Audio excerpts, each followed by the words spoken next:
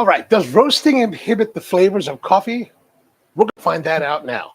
So yesterday, as you recall, if you watched yesterday's video, we roasted some fresh coffee and tasted it, and we got notes of a little bit of cinnamon, some tobacco, some leather, cacao with a medium body, and like a nice little, like, but not lingering, but a kind of a short, clean finish. So a really nice coffee that we tasted right from the roaster. So basically, we took it out of the roaster, let it cool down a little bit, then ground it and brewed it up in both the V60 as well as cupping. Today, we're just going to go with the V60 because honestly, I really like the clarity and cleanliness of the coffee in the V60 compared to the cupping brew.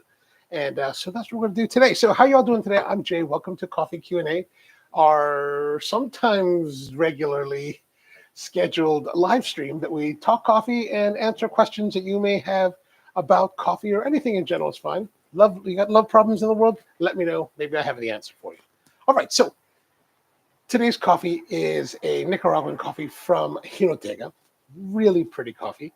And yeah, I guess what's there to say about it? So yesterday, I took the coffee and I put it in this container, right? I put it in this Cambro container. And as you can see, when I put it together yesterday, I put the lid down tight. As you can see, the lid has separated because of the pressure of the pressure buildup, right? So one of the things about coffee is that after you roast it, there is the emission of CO2 gases. That is a byproduct of the roasting. And so when you keep it in containers, they'll pop the lids. That's why bags will get, inflated, things like that. So the CO2 gas is a byproduct of the roasting. And so that's just a little demonstration that there was enough pressure buildup to pop the lid. And it's not a light lid. Like I've got to put a little bit of energy into opening it up. But, let's have a look at the coffee itself. Zoom in a little bit here. So here's our coffee. As you can see, sorry, it's a little bit shaky. And the coffee is, a nice medium roast. We took it to 206 Celsius, which is, I don't know, I think it's about 415 or so. We started out at 215, which is about 420. So one of the things because I learned how to roast with a machine that only had Celsius metering on it, that's pretty much the way that I think about roasting now. So like when I talk to friends or in other roast shops where they're doing everything in Fahrenheit, I really have to look at conversion tables to understand that I'm doing it the way that I'm hoping to do it, right? But let's have some. Ooh, there's some really more pronounced cacao notes on the nose.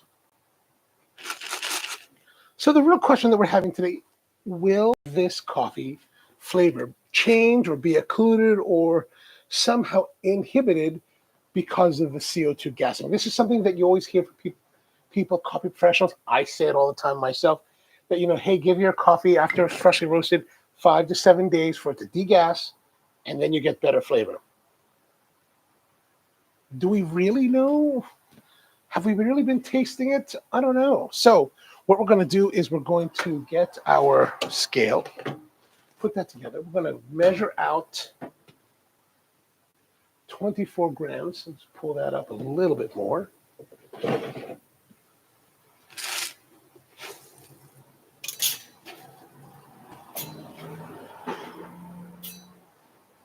That's good. I like to leave a little bit of a gram because, in case there's any kind of clogging that's happening inside the grinder, it's kind of a little bit for that. So let me just take this. We're going to grind it up.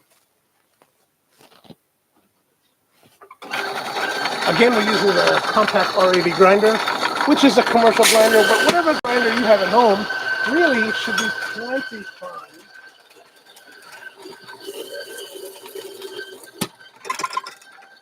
All kinds of coffee YouTubers and people will tell you all these different things about, what kind of grinder you should buy. You should spend all this money on this, but I'm really more of a practical kind of person when it comes to home brewing. If you have a grinder at home, great. That's better than getting it pre-ground, right? So any kind of cheap grinder, even the Whirlybird grinder, it's just going to take a little bit more finesse, and you may not necessarily get the same results. I mean, you won't get the same results, probably, than spending thousands or hundreds of dollars on a grinder. But, we each have our own resource. We each have what we have to work with. And so I'm more about like how to work with what you have rather than, you need to go out and spend all this money. All right, so we're going to brew into our little carafe. And if you're getting a little bit tired of seeing the Yama carafe, I have ordered another one from, actually I ordered one from Fellow, strangely enough. Anyway, the V60, we're using the clear plastic one that we've always used here on the show. Typical V60, nothing really.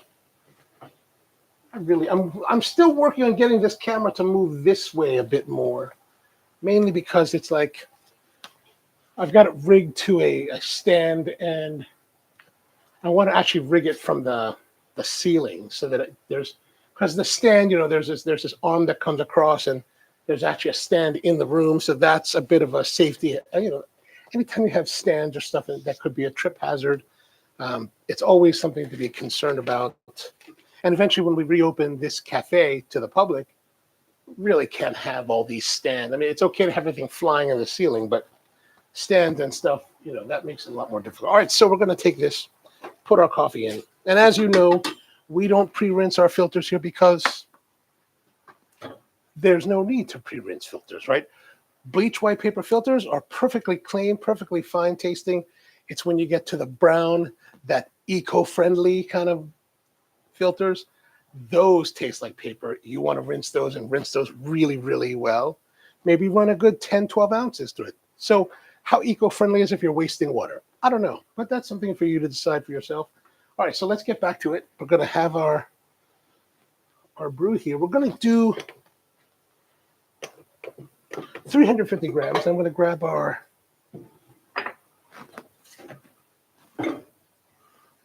pouring kettle. Give it a nice full. We're going to turn our timer on. We're going to start off, we also want to give it a little shake. So as we go along, if you have any questions, just feel free to drop them in the comments. So I'm going to start by just hydrating the bed of coffee. Now it's starting to come through the bottom. Got 25 grams.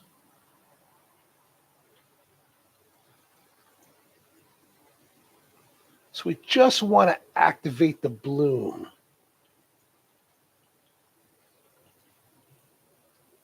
So really one of the things I like to do with the V60 or something like this, we want to have just enough liquid or water to activate the coffee, make the bloom. So all this extra CO2 is causing the coffee to rise. So we're going to give it a few seconds. Now we're 45 seconds into it. We're just going to continue to pour. We're going to pour over the floating bed to make sure that it gets saturated and knocked down a little bit, right?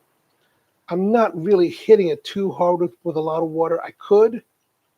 I just like to raise the level of the water to saturate the coffee and then try to hold it there for as much as possible. Right now we're at 150 grams of water. We're going to 350 grams. And then we're going to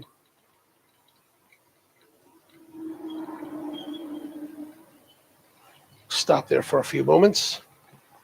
We're at 1:30, 183 grams.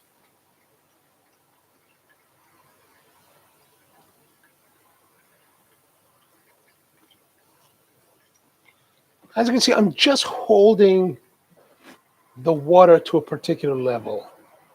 I'm letting gravity really do all the work. I know there's a lot of different YouTubers and coffee people out there that make all these kind of recipes, and you know what? I don't know if they're really achieving anything more There are physical limitations with the filter. But, the important thing is for you to go out and, explore those other techniques and see which one really fits your style of making coffee as well as your particular palate. And of course, each one is going to have a different effect depending on the coffee you're using.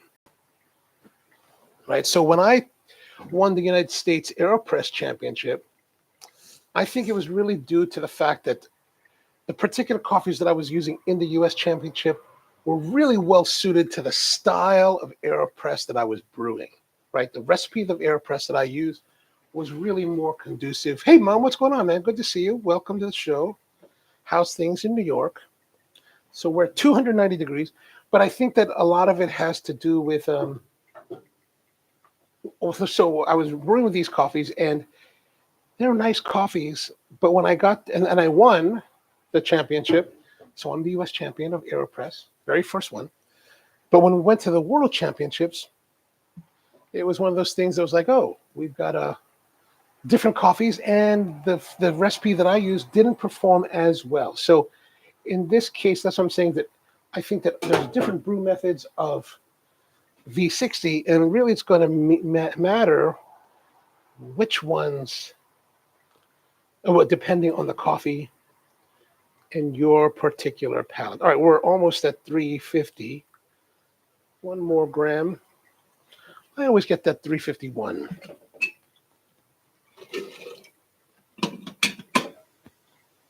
All right, there we go. So we're going to let that roll out.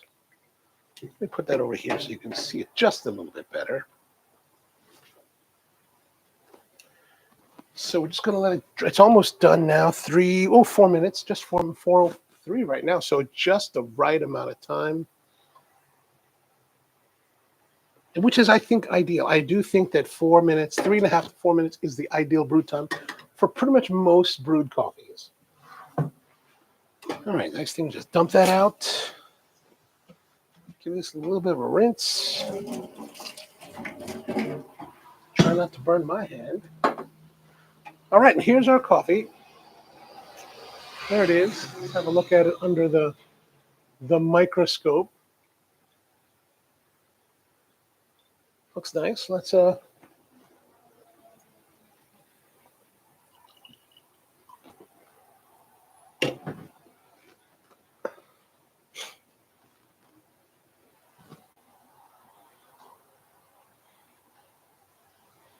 so warm, earthy nose, very similar to what we had yesterday.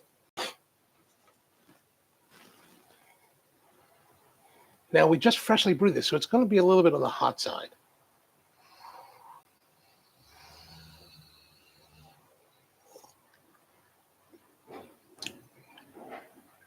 Oh.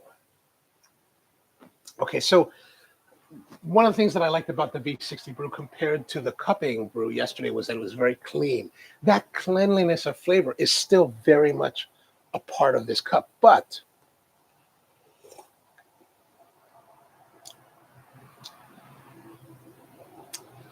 there's a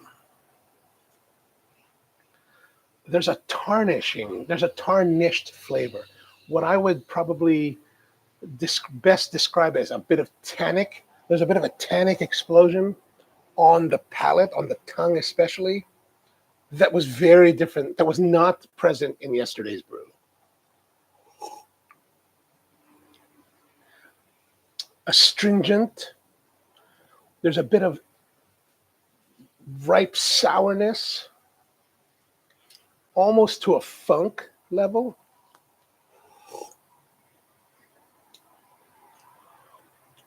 Like it's not great. Like there's definitely a pungency on the tongue. Now those notes of like the cinnamon is pretty much non-existent. The cacao is like, for example, yesterday we talked about cacao, leather, tobacco as being part of the flavor profile of this coffee. Those are very much mangled, almost in a grotesque way. I don't know. I mean, it's kind of those things where like perhaps because I've been thinking about it, the flavors of yesterday, I'm thinking that maybe they're going to be here today. Maybe I'm trying to imprint that on here, but there is a mangled, pungent, what did I say earlier? Grotesque kind of aberration on the coffee flavors. Like those tobacco, cacao, and cinnamon flavors are not really heavily apparent. They are, if they're there, they're obscured, presumably by this CO2 degassing. Oh, this is interesting.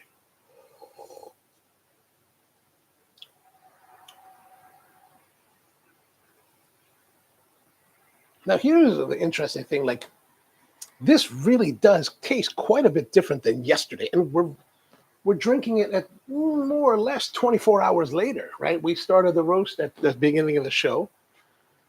The roast took about 12 minutes or 10 minutes, and then the brewing took about 4. So we're almost 24 hours between drinking the coffees. And common practice with coffee quality control is to taste the coffees at around this point. The theory is that the CO2 occlusion that we're expecting doesn't really take full bloom until after this point. But I'm seeing that it does.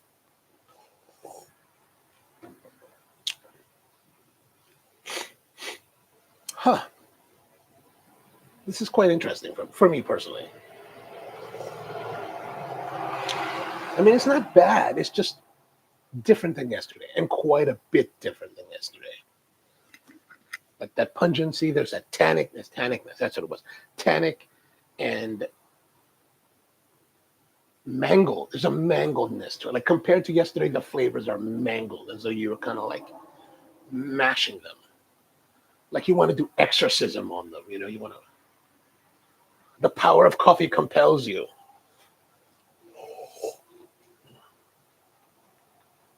Wow, that's really interesting. Now, the body-wise, similar body, medium, clean finish, clean representation of flavors. Like it's a very clean, and the cleanliness is very pretty. The clarity of the cup is very pretty, and that's what I'm saying. But the flavor compared to yesterday is so different, so different. Even as it's cooled down now, it's still a bit mangled. There's a pungency to it. Not a negative pungency, but just a pungency. I mean, you know, pungent tends to be a negative attribute, but what I mean by this is that you taste it and you're like, it's not like, oh gosh, I can't drink it. It's just like, compared to yesterday, strange. Guess I've got to, I don't know, you know, it's kind of those things that, do you really want to drink more? Like, I kind of want to have a cup that's not perhaps as light or as bright as this is at the moment, right? That pungency gives way to a little bit of brightness. Not acidity, just a brightness on the palate. You know, will that go well with my concha? This particular concha I got yesterday from the local bakery. They get it from a bakery nearby. And the weird thing is, I don't know if you guys are familiar with Mexican concha, but it's the sweet bread, they're pan dulce, and they put this sugar top. Now, this is the only place I've ever seen this, but most bakeries all bakeries, except for whatever one they're using here, put a large sugar cap. They put a tiny sugar cap. I don't know why. And it's really, really small and dense.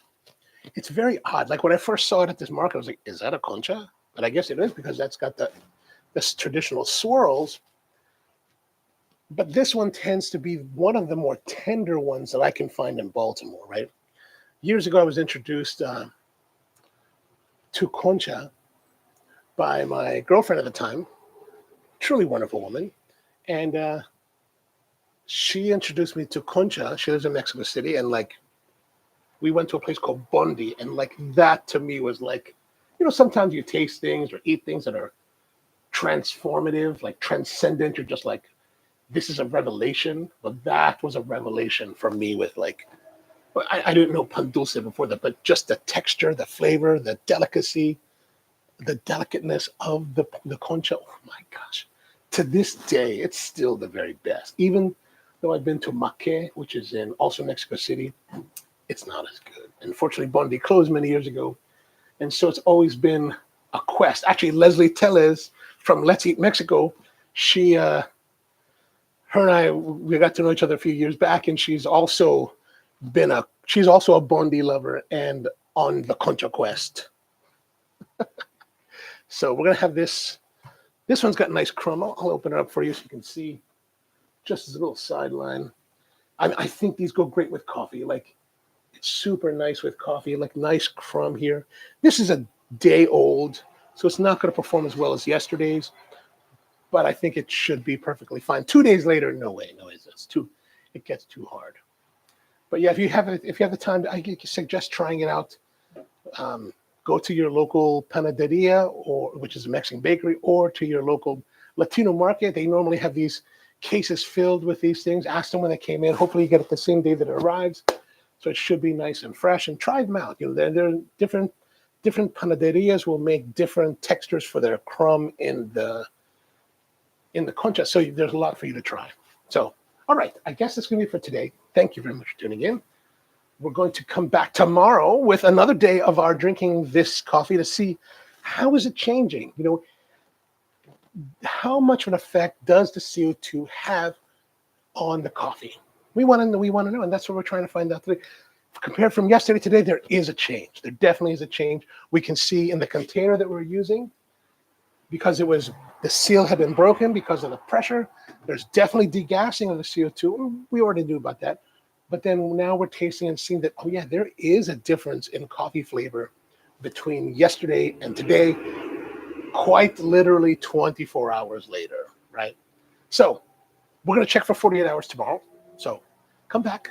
See you then. If you got any questions or comments or ideas for future videos, drop them down below, subscribe and all that kind of thing, whatever you want to do. All right. Until next time, thanks very much, and see you later.